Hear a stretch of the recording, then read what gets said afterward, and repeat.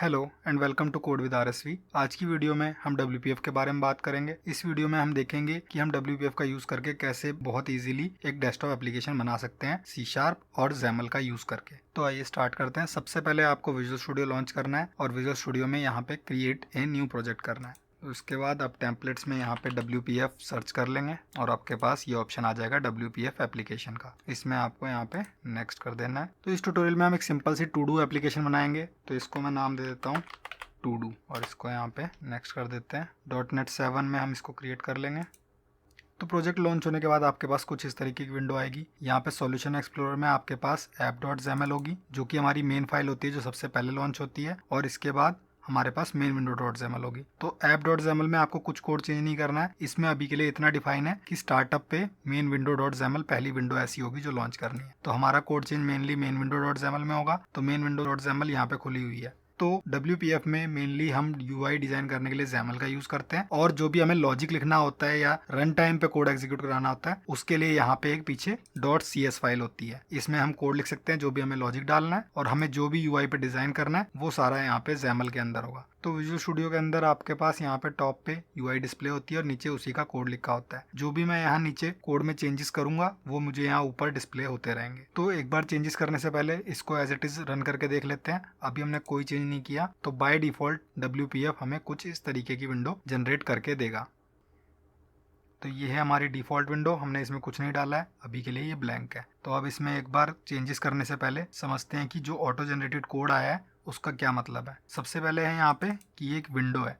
हम XAML का use करके मेनली दो तरीके के कंपोनेंट्स बनाते हैं, एक होती है विंडो और दूसरी होती है कंट्रोल। अब इस केस में एक विंडो है तो ये सेपरेट एक विंडो की तरह लॉन्च होगी। अगर मैं इसी के अंदर कोई कस्टम कंट्रोल्स बनाना चाहूँ, अगर मेरी विंडो बहुत ज़्यादा कॉम्प्लिकेटेड है, बहुत सारे कंट्रोल्स हैं, तो मैं उनको छोटे छोटे कंट्रोल्स में डिवाइड करने के लिए भी सेपरेट XAML फाइल्स में डाल सकता हूँ। अभी के लिए मुझे ऐसा करने की जरूरत नहीं है। उसके बाद सेकंड है यहाँ पे क्लास ये डिनोट करती है कि ये किस क्लास से इंटरेक्ट करेगी। जैसे कि इस केस में ये जो मेन विंडो पीछे मेरे कोड में क्लास है, ये दोनों आपस में सिंक में रहेंगी। तो यहाँ पे क्लास मुझे डिफाइन करनी होती है ताकि मैं लॉजिक इस विंडो के लिए लिख सकूं। इसके बाद ये कुछ नेम स्पेस हैं जो WPF अपनी वर्किंग के लिए इंपोर्ट करता है। फाइनली एक जो लोकल नेम स्पेस है वो यहाँ इंपोर्ट हो रहा है। मैं इसको यहाँ पे हटा सकता हूँ, बट हम कभी भी कोई यूजर कंट्रोल या विंडो बनाते हैं तो लोकल नेम स्पेस उसमें ऑटोमेटिकली ऐड होकर आता है, क्योंकि ज्यादातर केसेस में हमें लोकल नेम स्पेस का यूज करना पड़ जाता है। इसके बाद मेन कंपोनेंट्स हमारे हैं टाइटल। अभी के लिए इसका टाइटल है मेन विंडो, इसको मैं कर देता हूँ टू डू। तो मेरा यहाँ टॉप पे टाइटल चेंज हो गया है। इसके बाद इसकी हाइट और विड्थ इसकी ज़्यादा बड़ी है, मैं इसको 300 बाय 300 कर देता हूँ। तो अब जब मैं विंडो लॉन्च करूँगा तो मेरी 300 बाय 300 की होगी। इसके बाद हम विंडो में एक कंपोनेंट प्लेस कर सकते हैं। एक से ज़्यादा कंपोनेंट प्लेस करने के लिए हमें उनको नेस्ट करना पड़ता है, यानी एक के अंदर एक कंपोनेंट होने चाहिए। मैं यहाँ पे एक और ग्रिड साइड बाय साइड नहीं प्लेस कर सकता। ये मुझे यहाँ पे एरर शो करने लगेगा, जो कि हम यहाँ एरर लिस्ट में देख सकते हैं कि the property content can only be set once. तो मैं यहाँ पे ये दो कंपोनेंट नहीं रख सकता। तो इसी के लिए मेरे पास यहाँ ऑटोमेटिकली एक ग्रिड जनरेट होकर आती है, जो कि एक पैनल टाइप का कंट्रोल है। पैनल टाइप का कंट्रोल में आप दूसरे कंट्रोल्स को प्लेस करते हैं। तो मेरे पास एक ग्रिड पैनल है और ग्रिड के अंदर मैं मल्टीपल बहुत सारे कंट्रोल्स डाल सकता हूँ। तो अब आगे देखते हैं कि ग्रिड के अंदर हम कैसे UI डिजाइन कर सकते हैं। तो ग्रिड काफ़ी हद तक एक टेबल की तरह वर्क करता है। इसमें रोज हमें डिफाइन करनी होती हैं, कॉलम्स हमें डिफाइन करनी होती है, और फाइनली जब हम कंट्रोल्स प्लेस करते हैं तो हम उसमें स्पेसिफाई करते हैं कि किस रो और किस कॉलम में ये आएगा। तो सबसे पहले मैं इसमें रोज के बारे में डिफाइन करता हूँ कि इसमें कितनी रोज होंगी और उनकी क्या प्रॉपर्टीज होंगी। तो उसके लिए होता है ग्रिड डॉट रो डेफिनेशंस। इसके अंदर जितनी रो की डेफिनेशन मुझे प्लेस करनी है उतनी मैं यहाँ पे ऐड कर दूंगा। एक होगी हाइट स्टार, और मुझे अगर दो रो प्लेस करनी है तो मैं यहाँ पे दो रो डेफिनेशन ऐड कर दूंगा। मैं जितनी रो डेफिनेशन ऐड करता जाऊंगा यहाँ पर ऊपर मेरी उतनी ही रो ऐड होती जा रही है। सिमिलरली मैं कॉलम डेफिनेशन यहाँ पे नीचे ऐड कर सकता हूँ। जब हम किसी रो को डिफाइन करते हैं तो हमें उसकी हाइट बतानी होती है, और सिमिलरली जब हम किसी कॉलम को डिफाइन करते हैं तो हमें उसकी विड्थ बतानी होती है। ये स्टार का मतलब क्या होता है ये समझने के लिए एक बार हम एक कंपोनेंट को प्लेस करते हैं, उससे हमें क्लियरली समझ आ जाएगा कि ये हाइट और विड्थ में हमने स्टार क्यों स्पेसिफाई किया है। तो मैं यहाँ पे एक सिंपल सा लेबल प्लेस कर देता हूँ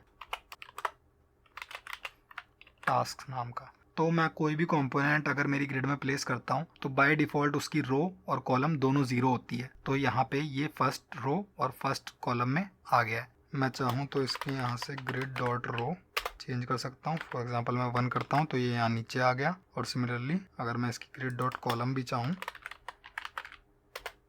तो वो भी 1 कर सकता हूँ। तो ये कॉलम भी इसकी 1 हो गई है। तो अभी के लिए मुझे लेबल को टॉप पे ही प्लेस करना है, तो मैं इसको हटा सकता हूँ, इसकी कोई ज़रूरत नहीं है, वहीं पे ठीक है। अब देखते हैं कि हमने हाइट और विड्थ ये इस तरीके से स्टार क्यों दी थी। तो ये हाइट और विड्थ हमें डिफाइन करते टाइम हमारे पास 3 ऑप्शन होते हैं। सबसे पहला ऑप्शन होता है कि मैं पिक्सल्स में इसको इन्फॉर्म करूँ कि कितने पिक्सल इसकी हाइट होगी। तो फॉर एग्जाम्पल मैं इसको 100 कर देता हूँ, तो मेरी रो की हाइट यहाँ पे कम होकर अब 100 हो गई है। मैं इसको यहाँ पे 200 कर सकता हूँ, मेरी रो की हाइट ऊपर वाले की बढ़ गई है। स्टार का मतलब ये होता है कि बची कुची सारी इसके पास देनी है। तो अगर मैं 2 रो के अंदर स्टार स्टार देता हूँ तो वो दोनों रो जितनी बची हुई उनको हाइट मिलती है, उसको आपस में आधा आधा डिवाइड कर लेते हैं। मैं किसी और रेशियो में भी डिवाइड करना चाहूँ तो इस तरीके से 2 स्टार भी कर सकता हूँ। उस केस में 2/3 इसको फर्स्ट रो को मिली है और 1/3 नीचे वाली रो को। इसके अलावा अगर हम चाहें तो एक ऑटो हाइट भी दे सकते हैं। ऑटो हाइट का मतलब यही होता है कि जितनी हाइट की जरूरत है उतना यूज करे, तो वो उसके अंडर जो लेबल होता है उसके बेस पे अपनी हाइट ऑटोमेटिकली पिक करता है। तो इस केस में टास्क लेबल जो हमारा था उसको जितनी हाइट की जरूरत थी उतनी मेरी रो ने हाइट ले ली और उसके अलावा बाकी की सारी हाइट दूसरी रो पे चली गई। सेम तरीके से हम यहाँ पे विड्थ भी डिफाइन कर सकते हैं। तो ये हमारा पहला कंपोनेंट हो गया, ये सिर्फ एक हेडर है। इस लेबल का मैं थोड़ा फॉन्ट बड़ा कर देता हूँ।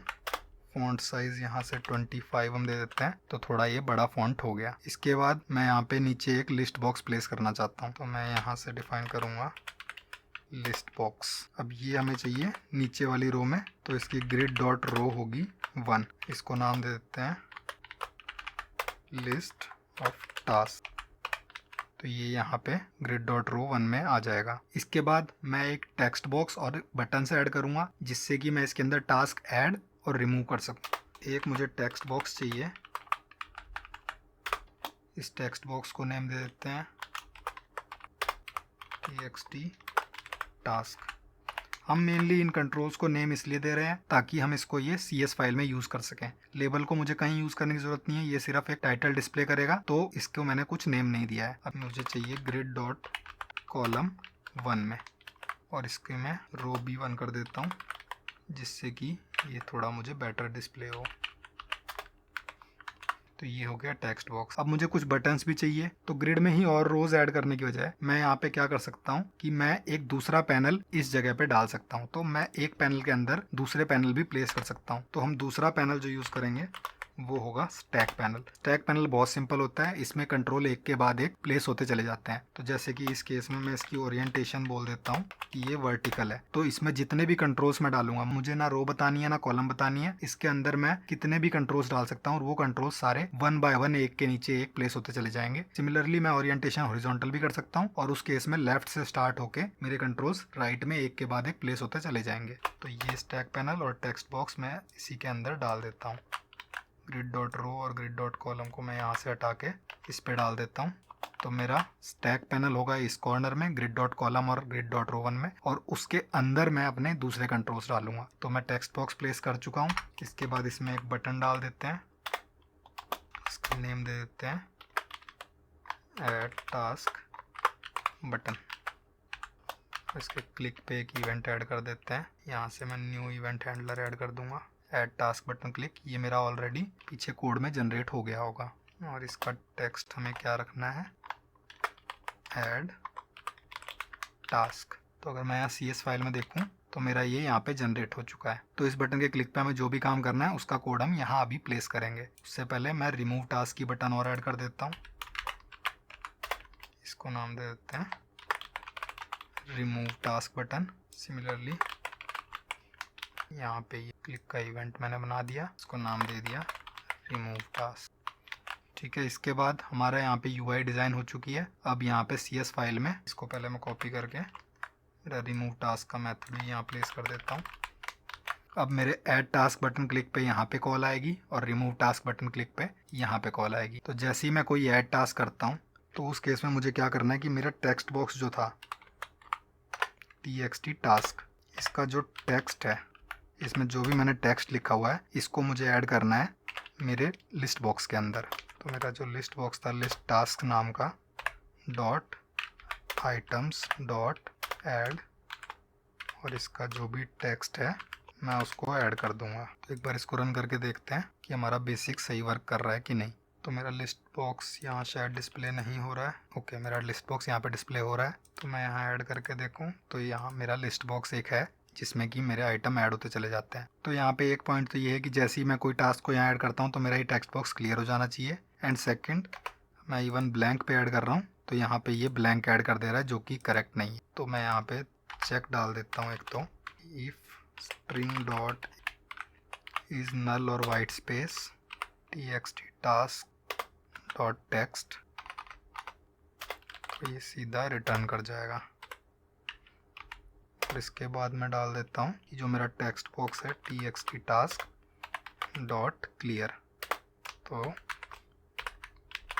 इससे मेरे दोनों केस हैंडल हो जाएंगे कि अगर मेरे पास यहाँ पे कुछ टेक्स्ट नहीं है तो रिटर्न कर जाओ, कुछ करने की ज़रूरत नहीं है, और अगर कुछ टेक्स्ट है तो उसको यहाँ पे ऐड कर दिया जाएगा और टेक्स्ट टास्क क्लियर कर दिया जाएगा। तो ये तो हो गया ऐड टास्क बटन का काम। अब हम देखते हैं रिमूव टास्क पे क्या करना है। रिमूव टास्क पे हमें क्या करना है कि हमारे लिस्ट बॉक्स में जो भी सिलेक्टेड आइटम होगा और मैं रिमूव बटन पे क्लिक कर रहा हूँ तो उसको हमें लिस्ट में से रिमूव कर देना है। तो सबसे पहले हम यहाँ पे करेंगे list task dot items dot remove lst tasks dot selected item. जो भी हमारा सिलेक्टेड आइटम होगा उसको यहाँ पे रिमूव कर देना है। तो इसको रन करके देखें तो इस पॉइंट पे हमारी ये टू डू लिस्ट की बेसिक फंक्शनैलिटी सही वर्क कर रही है। हम इसमें कुछ भी ABCD टेक्स्ट डाल के एक ऐड टास्क कर सकते हैं, जितना चाहे हम चाहें उतना ऐड कर सकते हैं, और किसी को भी रिमूव करना हो तो हम रिमूव भी कर सकते हैं। इसमें अब हम कुछ इंप्रूवमेंट्स कर सकते हैं, जैसे कि ये टास्क जो लिखा आ रहा है इसको हम सेंट्रलाइज करें तो बेटर दिखेगा। हम यहाँ पे कंट्रोल्स में कुछ मार्जिन डाल सकते हैं। इसके अलावा हमारे पास यहाँ पे ऑप्शन है डुप्लीकेट टास्क ऐड हो जा रहे हैं, तो ये ऐसा नहीं होना चाहिए, हमें इसका चेक डालना पड़ेगा। तो इन चीज़ों का एक बार इम्प्रूवमेंट करते हैं। तो यहाँ पे जहाँ मैंने चेक लगाया था यहाँ एक और चेक लगा देता हूँ, और lst tasks dot items dot contains, इसको कोलैप्स कर देते हैं, इसको ले आते हैं। तो अगर ये ब्लैंक है या ऑलरेडी वो टास्क एडिड है तो रिटर्न कर जाएगा। इसके अलावा हमारी remove task button as expected काम कर रही है। तो अब जाके UI पे हम कुछ चेंजेस करते हैं। तो टास्क को मुझे सेंट्रलाइज करना था, तो ये हो गया मेरा लेबल। इसको सेंट्रलाइज करने के लिए एक तो मुझे इसको दोनों कॉलम्स यूज़ करनी है, तो इसके लिए मैं डालूँगा grid dot column span. Column span by default 1 होता है, यानी एक ही कॉलम लेता है। मैं इसको कॉलम स्पैन 2 कर दूँगा, और हॉरिजॉन्टल अलाइनमेंट इसकी मैं सेंटर कर दूंगा। तो मेरा टास्क यहाँ पे सेंटर में आ गया, जो कि बेटर दिख रहा है। इसके अलावा मैं अपनी ग्रिड पे थोड़ा मार्जिन डाल देता हूँ ताकि ये विंडो से बिल्कुल चिपक के ना रहे, मेरे पास थोड़ा मार्जिन रहे। उसके बाद मैं अपने कंट्रोल्स पे भी थोड़ा थोड़ा मार्जिन डाल देता हूँ।